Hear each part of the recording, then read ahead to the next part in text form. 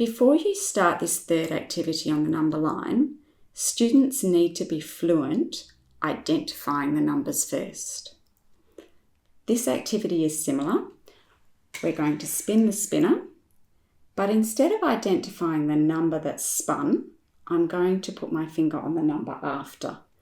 And I have to say, the number after 1 is 2.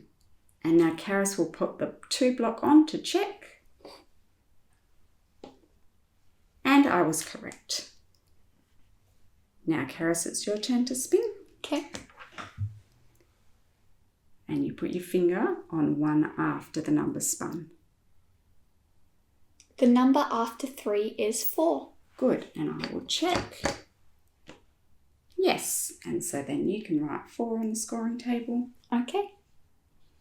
And because you won, you can circle it. Great.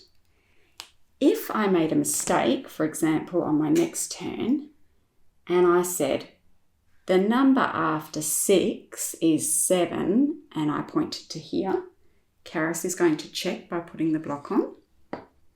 And I would say, whoops, and I repeat it. The number after 6 is 7, and then I would write my 7. Now it's your turn.